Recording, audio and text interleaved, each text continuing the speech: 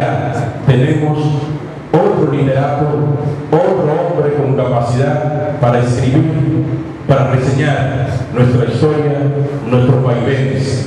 Y cuando él en su libro dice que hay desamor en la vida, que hay odios, que hay engaños, que hay intrigas, que hay drogas, que hay corrupción y que son historias de la vida real, hay que tomar la palabra y leer Insomnio. Cuentos de punto fijo. Con todos ustedes, Víctor M. Peralta.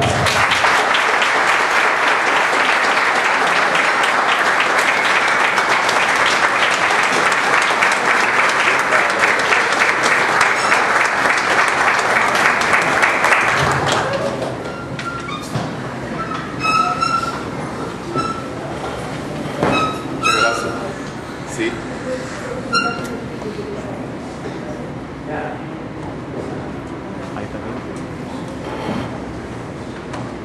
Sí, bienvenidos, gracias a la mesa de honor, Orlando Reyes, del Círculo Literario Gregorio Perón, Domingo Moreno, gracias Diógenes, Nancy, Gustavo, Lidia, mi amiga de siempre, Pedro, doctor Luque, muchas gracias, y a los amigos oyentes y presentes que están aquí definitivamente en este acto que para mí significa tanto. Bienvenidos y gracias de corazón a cada uno de ustedes que han hecho causa común con nuestro deseo de que estuvieran en este escenario para compartir conmigo este significativo y trascendental encuentro. Sería casi imposible saludarlos a todos por su nombre, pero si ustedes me van a permitir resaltar la presencia de los amigos que han venido desde Santo Domingo, como es el caso del empresario Porfirio Peralta, Valerio, Eduardo Díaz, y toda esa gente linda que definitivamente siempre está presente cuando uno tiene un acto de importancia. De entrada, permítame decirle que tal vez muchas personas aquí presentes no me lo van a creer, y es que hablar por un micrófono es lo que más terror me causa, sobre todo por lo indiscreto que resulta. Es una realidad, porque todo lo que a uno se le antoja decir por aquí lo escucha todo el mundo, en otras latitudes inclusive. Y donde más extrema su falta de respeto es cuando uno está delante de un público tan selecto y con tanto dominio de la correcta interpretación de las cosas que se dicen por este objeto. Soy sincero si les digo que tirito de angustia. Ese temor de hablar por un micrófono, diríamos que proviene no solo por lo que se pudiera decir, sino por el hecho de tener tanta gente delante de uno, taladrándolo con la mirada, haciendo gestos y otros ademanes. Pienso que lo mío de lo que se trata es de un miedo escénico que raya en lo inverosímil, en lo improcedente. Por eso me ha resultado correcta la decisión de dejar que un profesional de la categoría de mi amigo Dani Gómez, maestro de ceremonia por excelencia, de un dominio escénico de actor de cine o teatro, se haya encargado de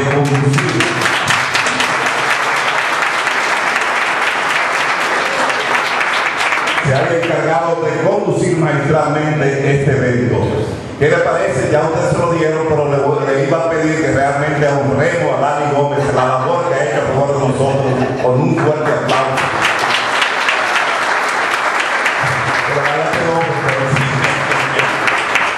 Gracias, muchísimas gracias. Honor a quien honor merece, sinceramente. Y para seguir en la misma onda de lo que venía contando, se torna tan desmedido mi temor escénico que no obstante tener mi discurso escrito, siento pánico que de repente me dé con homologar lo que le sucedió a un prominente hombre público que cuando leía su discurso al país por una red de radio y televisión, por un desliz olvidadizo de su tenue intelecto, pienso yo, gritó a viva voz: Calderón, me falta una hoja. Aquello fue la de nunca acabar. Todos recordarán que la conmoción generada por el paradójico descuido fue de película, y la risa en el augusto escenario la vio y la escuchó el mundo entero. Pero fue un caso que hasta cierto punto resultó intolerable si lo comparamos con el de aquel otro hombre público ya fallecido, que no obstante estar forrado de una destellante y compacta formación académica, en un célebre y enjundioso libro suyo de nuestra historia reciente, fue capaz de dejar una hoja en blanco para que fuera llenada por cortesanos a sus servicios y de otros que no especificó, para que en ella se escribieran los nombres de los que hundieron la trama y los que ejecutaron la diabólica ordenanza de quitarle la vida a un bien formado periodista nuestro, lleno de luces, querido y admirado por todos, en un hecho sin precedente en los anales de nuestra historia republicana. Son casos muy diferentes, pero cuentan a la hora de hacer sintonía con lo que el público escucha, con lo que el público escucha lo que decimos o lee lo que escribimos. En el año 2008, la puesta en circulación de mi libro, La última vez que vi a mi madre durmiendo, y otros cuentos, prometí que ese no sería mi único libro. Quiero que sepan que siempre he mantenido la llama de la inspiración encendida. No puedo y no voy a dejar de escribir mientras vida tenga. Y al igual que este trabajo que presentamos esta noche a la consideración de los que lo otearán, hay muchísimos otros cuentos en perspectiva, un libro de poesía, un guión cinematográfico, casos y cosas del mundo, que no es otra cosa que la colección de más de 800 cápsulas de interés cultural, rarezas del mundo de lo insólito, hombres y mujeres famosas que están en la mira para darlos a conocer en lo sucesivo. Dios querrá, con perdón de mi amigo Ricardo González, que pudo asistir a propósito. Quiero decir que de manera firme la hermandad existente, el compañerismo sin estorbo, sin argucias, sin ningún tipo de mala fe, de lo que a lo largo de todos estos años hemos venido publicando obras de diferentes géneros literarios en este municipio de Sabaneta. Por eso esta noche ustedes ven en el rostro de mis colegas escritores la alegría, la satisfacción, el deseo de que todo salga bien, esta vez en lo que respecta al libro de mi autoría que ponemos a circular.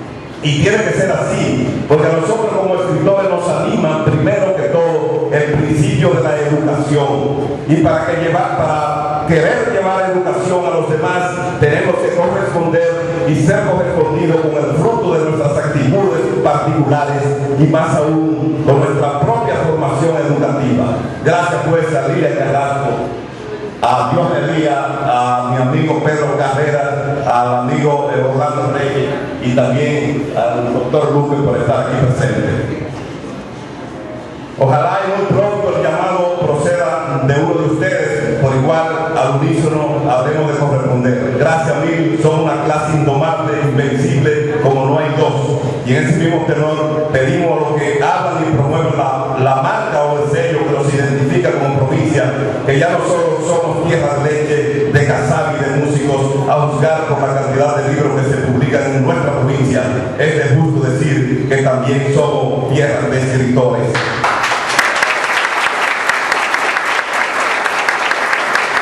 La cultura es un acto de comunicación humana que debe ajustarse a las circunstancias comunicativas. Es un acto capaz de crear un universo que ilumina con las palabras. Cada cuento es una mirada del mundo, cada texto es un mundo en sí mismo, ilustra, transmite, construye un diálogo que incluye lo que se comunica y lo que no se comunica textualmente. Lo que percibimos en la lectura de un cuento no es el 100% de lo que aflora en el texto. El lector es un actor pasivo que se involucra y colabora con el texto. Una obra fracasa o tiene éxito a la medida de la polisemia, es decir, si posee la multiplicidad de sentidos, no solo un testimonio. Lo importante es que la historia que se cuenta no sea previsible, esto es, que posea dispositivo de sentido. Es una máquina que se va diseñando, una bomba de tiempo que estalle en el autor independientemente de este. El cuento es una obra no concluida que requiere la cooperación del lector. Es una realidad que se sufre, se siente, se vive, que tiene tantos nombres como matices, usando varias palabras para decir lo mismo. La conciencia narrativa es armar un sentido más allá del país. En ese tenor, permítame decir que en esta obra que presentamos existen pocos rasgos de nuestra cultura que la identifiquen como tal. Por ejemplo, en dos de los cuentos insertos en el libro, gajes del orificio y oeste americano, hay algunos rasgos alegóricos de la era de Trujillo.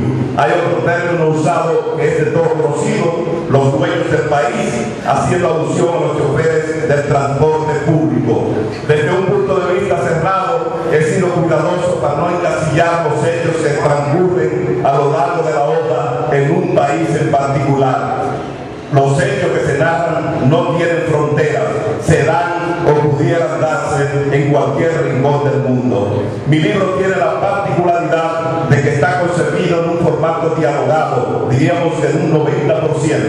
Pienso que es importante que los alumnos de las escuelas, incluso muchos profesores y cualquier otro que se inicie en el mundo de la escritura literaria, lo tomen como instrumento de consulta cuando tengan que usar el diálogo como herramienta para crear sus historias, novelas, cuentos, poesías, ensayos. He ahí, a la par con su contenido cuentístico, la importancia de la obra que presentamos a mi pueblo, al país y al mundo. En la construcción de los diálogos del libro me he valido de la práctica y experiencia de escritores de la talla de Hemingway, poniendo a hablar a los actores, que son en definitiva los que actúan, los que llevan a cabo la acción. El diálogo es en sí mismo la construcción de una diferencia entre pasiones distintas y que el lector apreciará. El diálogo guionado, que a mí como escritor me gusta muchísimo, obliga a escuchar la conversación, es como sacar la realidad para ponerla en la boca de los actores, y de hecho cada guión es una conversación. Benjamín Disraeli, 1804-1881, escritor y primer ministro inglés, dijo, citamos, el autor que habla de sus propios libros es peor que la madre que solo habla de sus hijos. No obstante, perdonando la inmodestia, pienso que mi libro resulta al extremo espontáneo en la lectura y que posee un tono distinto en cada diálogo. Me gusta trabajar el diálogo porque de esa manera encuentro más fácilmente la potencia expresiva, que no es otra cosa que un choque de personalidades, de realidades, de hechos y circunstancias que sugieren una provocación para cada lector en particular. Soy de los que piensa que el autor de un texto debe tener por meta el amor hacia el lector y creerlo capaz de entenderlo. La trascendencia no está en lo que se cuenta, sino en el cómo se cuenta. Entender la escritura como un manual para cada lector. Lo que más dolor de cabeza me dio de este libro fue el título que habría de elegir. Barajé muchos nombres, entre ellos Jobo, cuentos dialogados por los de Mata del Jobo, mi campo querido. También intenté ponerle diálogos de punto fijo. Y por último, mi amigo Pedro Carreras Aguilera, que se la sabe toda, me sugirió que le pusiera el nombre de uno de los cuentos insertos en el libro, y entonces opté por Insomnio, que es uno de los trabajos que a mí de manera particular más me satisfizo. Y le agregué una especie de apellido sonoro, Cuentos de Punto Fijo. ¿Por qué Cuentos de Punto Fijo? Simplemente porque viene a ser la naturaleza o la técnica requerida para la escritura del género cuento, que debe ser lineal, o sea que aborde un solo tema, una idea o una trama de punto fijo. Precisamente hay una pregunta que siempre está en el tapete o en la mente de muchos: ¿cuál es la diferencia entre novela y cuento? Yo lo ilustro de la siguiente manera. Usted se monta en una guagua desde aquí de Sabaneta que va para Santo Domingo, y cuando llega a Mao Valverde se le ocurre hacer una entrada a Laguna Salada, y desde este punto se le antoja volver a Sabaneta. Cuando llega a Sabaneta, va al súper, compra algo, vuelve y emprende el viaje hacia Santo Domingo, y cuando pasa por Santiago decide pararse en un restaurante a almorzar. Luego retoma el viaje, y cuando va por la entrada de San Francisco, de Macorís, decide ir a Tenares a visitar a Pedro Carreras Aguilera, y él, con la generosidad que es común, le prepara un buen asado, le canta 3 melodías de su álbum, una canción, 1.000.000 de recuerdos, y después de mucho compartir, de darse unos tragos inclusive, entonces emprende el viaje definitivo hacia Santo Domingo. Esa es una travesía propia de una novela. El cuento es muy diferente. Usted toma la guagua en Sabaneta y no hace ninguna parada hasta llegar a Santo Domingo. En base a esta ruta, sin parada, sin almorzar siquiera, usted tiene que ingeniársela y pedirle a Dios para que el medio de transporte en el que se desplaza le permita llegar a su destino final. Esos son rasgos propios de un cuento. Por eso algunas veces resulta tan difícil la escritura del género cuento, que su trama se elabora en base a un solo tema. Debo decir finalmente que con el interés de promover este evento me dio con visitar a las diferentes escuelas, liceos y colegios privados de esta ciudad de Sabaneta.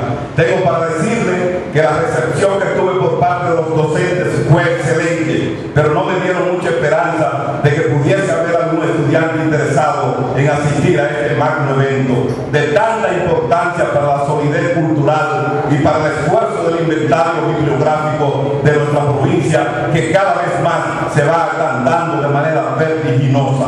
Pero debemos insistir.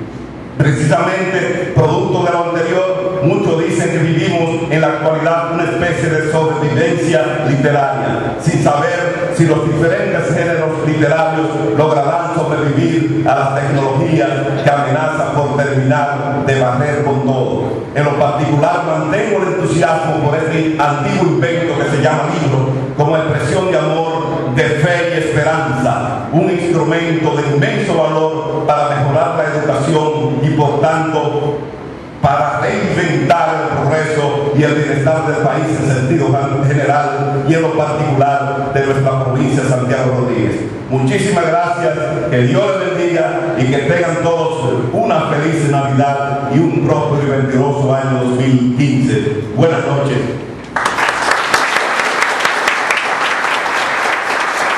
Excelente las palabras de Víctor Esperanza. Ahí está el aplauso de nuestro pueblo, de nuestro auditorio de Don Víctor. El reconocimiento